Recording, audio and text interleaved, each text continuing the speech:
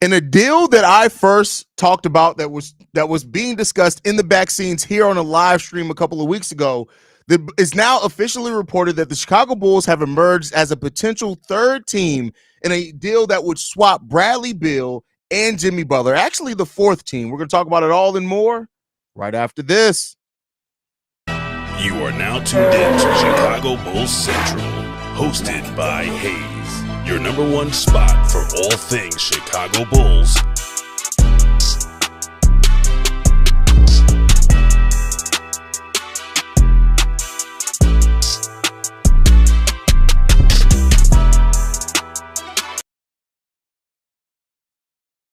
What's going on, Bulls fans? Welcome to another episode of Chicago Bulls Central, your number one spot for everything Chicago Bulls related. I'm the host there, Haize, but more importantly, you guys can follow the channel at Bulls Central Pod on every social media platform we happen to be on. With that said, let's go ahead and get into this content for today. And so for the ones that watch the live streams, they will know that I talked about a deal that was rumored to be happening going on in the back scenes that's been talked about. And I said I didn't want to release a solo video on it yet until it was reported by a major outlet. Well, we now do have that. This deal that I did talk about a little while ago on a live stream, and I could make sure. Listen, we break news now. Now, you know what's so weird, and not even to toot my own horn. Now that I do have sources, it's really weird because I started off this show saying I will never have sources, but now that I do, it's weird. But nonetheless, so this deal gets reported by Forbes, by Evan Sidri, that the Bulls have emerged as a team involved in the Jimmy Butler trade. The parameters of the deal that's been talked about right now is that Bradley Beal would go to the could come to the Chicago Bulls. Zach LaVine would go to the Milwaukee Bucks. Jimmy Butler would go to the Phoenix Suns, and Chris Middleton would go to the Miami Heat. So it's a 4-team trade that's been talked about, and it's the Bulls are emerging as a potential that they have reached out and said that they are willing to take on if they get back picks.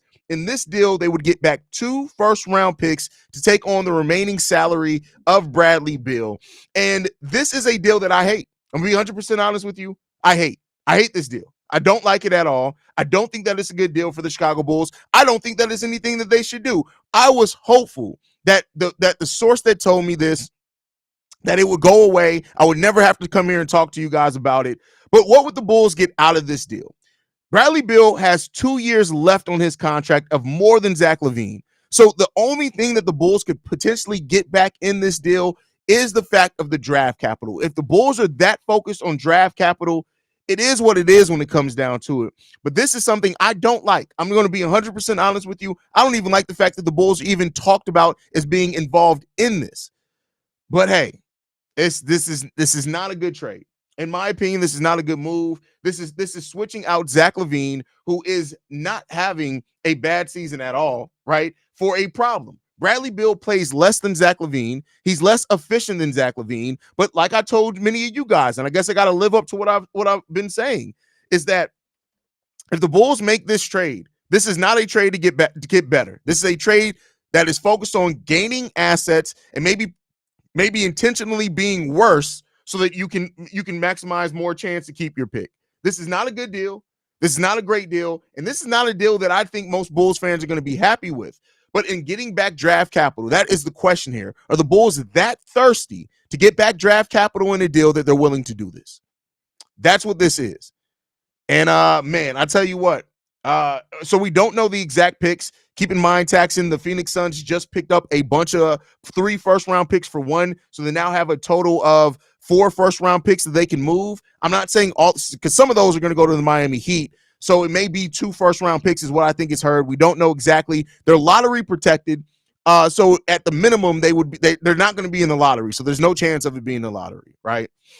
My concern is we get Bill, we will be able to give him a better value and trade him later or something doubtful. So, yeah, well, keep in mind, Bradley Beal has a no trade clause. So even if he waives it to come to the Chicago Bulls, he would have to choose to waive it again to go to another team.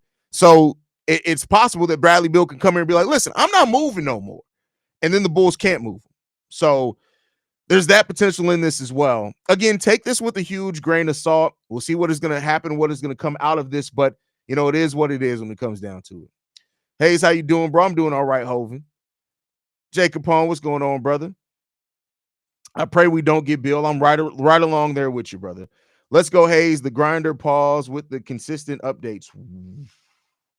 Just say the grind, bro. You don't have to say the grinder. Like I'm not Pretty Ricky in here, bro. Like, you ain't have to say it like that.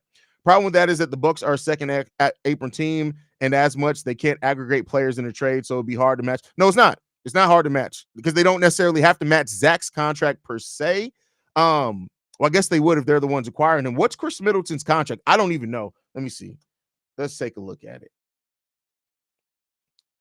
Because you're right, they can't aggregate salaries as a second tax apron team.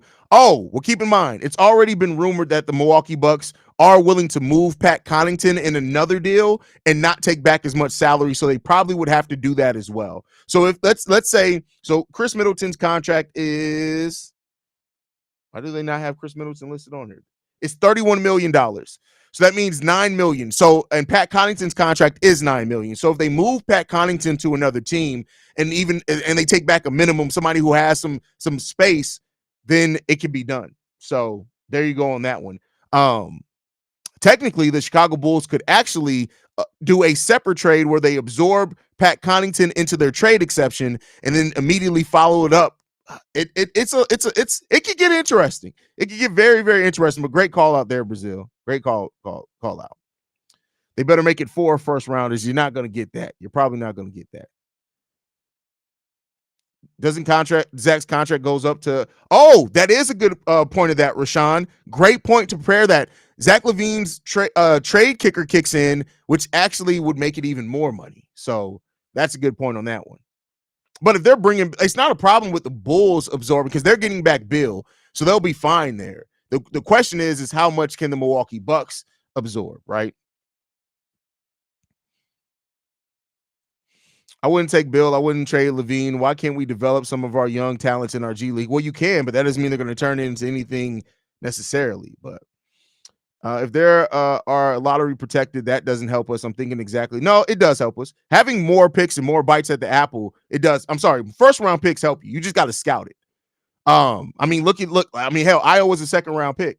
So first round picks generally help you. And you got to scout, you got to draft for, which is another question with the Chicago Bulls that we all have, right? So, there's that part of it.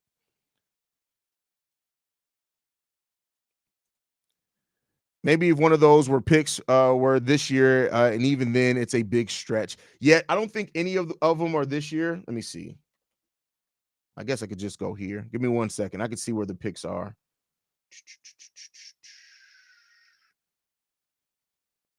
But I gotta say this. I know people have their feelings about them, but my source, the one that told me about, I can't say who it is. But they floated this and told me no, there is a possibility that it is a 2025 first round pick. So in that trade, the Phoenix Suns got the Cleveland Cavaliers 2025 first round pick. So it's a chance that they could have that pick. It's a chance that it could be the 2025 pick from the Cleveland Cavaliers. So it could be in this draft. Why do we always trade our best players and then think we're going to win? But that's the thing. This isn't a trade to win. This is not a trade that's built for you to win more games. That's not what it is. Man, they got to be smoking some strong stuff to make this deal. If they make this deal, it's definitely going to be ridiculous. Oh wait, were they Jazz picks or picks from other teams that they had? It's picks from other teams. So it's picks from other teams. So it is a 2025 pick that they can trade. So they got to pick in 2025, 2027, and 2029 in that trade the other day. So they do have a 2025 pick that they could potentially move. So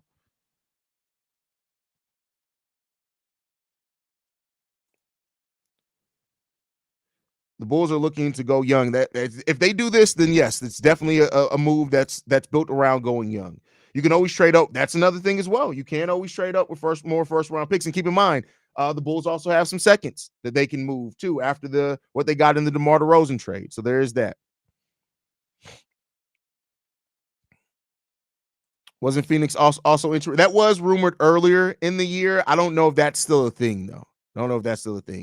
When is the merch going on sale? I got this. So this just came, literally, it just came in the mail. This is the prototype I wanted. So for those that don't know, I haven't had merch on the show because I haven't found a consistent merch creator, right? I thought about buying my own Cricut and just doing it myself, but then that adds something else to my plate. So I found a potential partner to do t-shirts with, but I wanted the prototype first. I need to make sure it's good quality because the last thing I want is you guys ordering stuff and my name's on it, and then you get the shirts and you're like, this quality sucks. Haize is selling us shit. So I don't want that. So I wanted to get this done and see what it is. And then because they knew it was coming to me, I'm also going to do another order, but have it go to somebody else, probably my mama, and just make sure that they didn't like send me a good prototype and then the rest of their quality sucks. So it'll probably be another couple of weeks or so while I do all the testing I need to do. But we are looking to have merch available here shortly. So there you guys go on that one.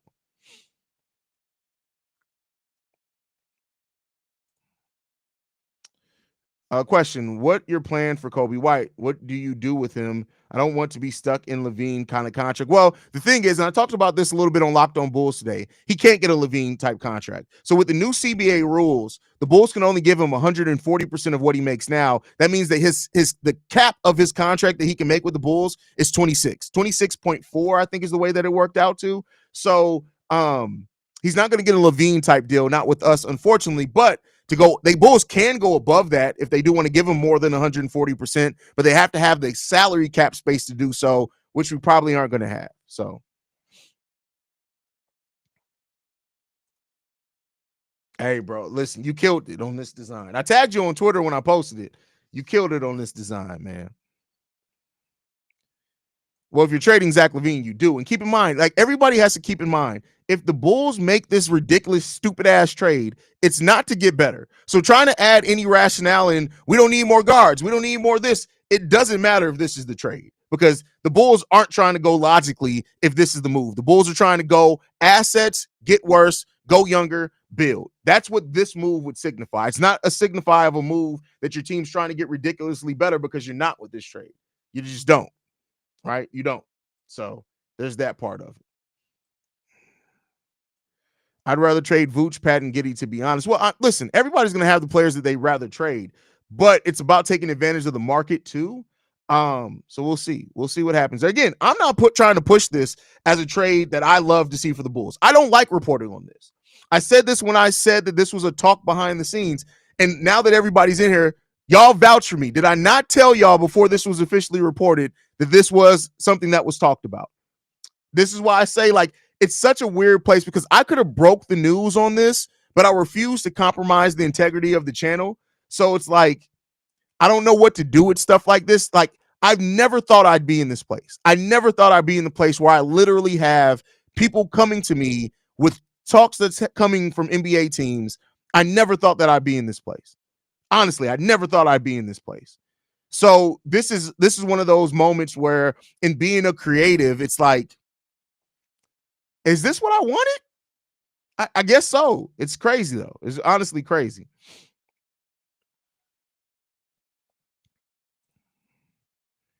Maybe Bill can reinvigorate his game here, and we trade him for more picks. Well, keep in mind he has a no trade clause.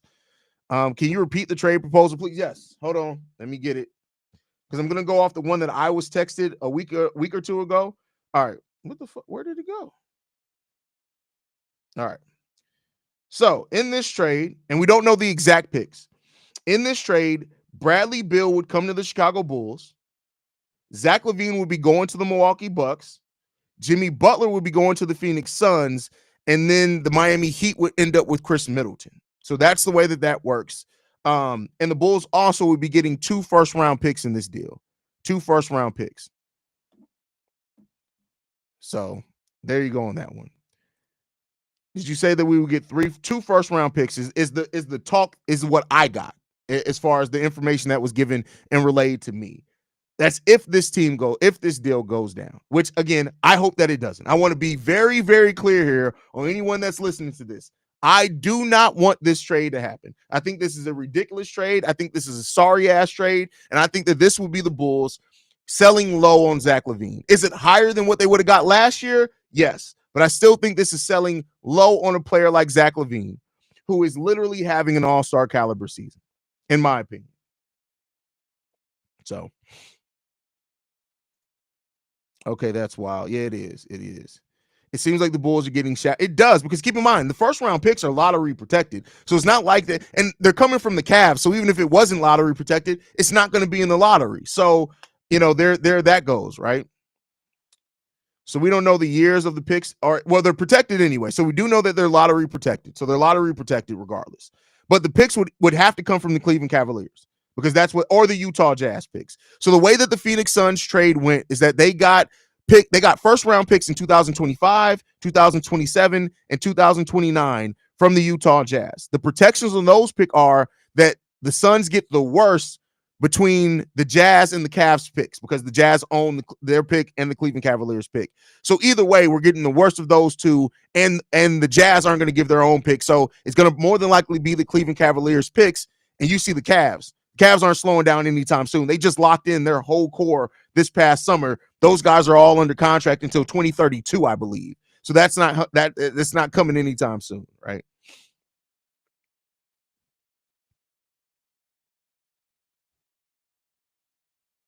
Why is it not scrolling? Sorry, my comment section is acting really weird real quick. I'm trying to get to your guys' comment. Give me 1 second. When do you get this text? NBA going fast. Maybe it's not the line anymore. Yeah, I try to be positive. Well, if you're going off the report that was reported today, it's actually worse, because it just says draft capital. So it doesn't even lay out the 2 first round. I got my text 2 weeks ago.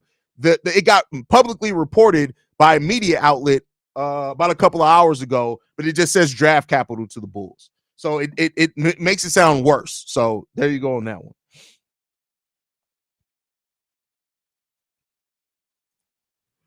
If Bill didn't have a trade clause, then I'd be okay with it. But because of that, it's impossible to flip it. It could be, right? But that's not the goal. The goal for the Bulls would then be the 2000 the draft picks, the first round picks.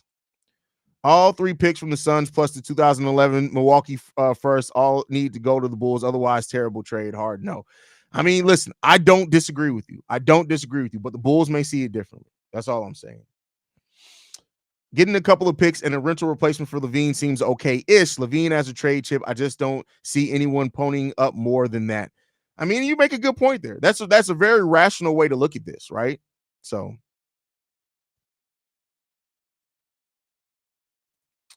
silly as it may sound to people, I would trade anybody but Zach and get protected first with the others. Well, then your team ceiling is basically basically watching what we watched the last 4 years. You'll be watching a team that is inconsistent. It's competing for the play-in at best. Is probably what you'll be getting in. I get it. And listen, like I said, I don't like this trade. I'd rather just hold on to Zach LaVine. The Bulls are in a good position to keep their own pick. If you can add a lottery pick to this draft, to a team that already still has Zach LaVine, has Modest Bucilis, has Coby White, has Dosunmu, I'd rather that. I'd rather that personally, because I look at it this way. Not only are you unlikely to get, with a lottery protected pick, get a player better than Zach LaVine, I don't think you get a player better than Coby White, even with his inconsistencies in a pick in the 20s. Now you could, but the chances of that are slim, right? So I don't disagree with you. This isn't one of those situations where I'm telling y'all tripping. I don't think y'all tripping on this one. Nope, it's been reported earlier that the Bulls are one of the teams on this list. So there you go. The 3 picks the Suns just got are for the least favorable worst of the Wolves, Cavs, Utah. There you go. I knew it was another team in there. For those who need clarification, thank you for having my back on that one. So we'll see, man. We will see what happens there. But I wanted to bring this news to y'all. Y'all know when news drops, we drop, especially since I kind of already alluded to y'all a little while ago that this was already something that was talked about. I just wanted to wait until a major outlet reported it, because people are just going to doubt it if I report it. They're going to be like, Haize, you got sources? So I wanted to wait till it came out.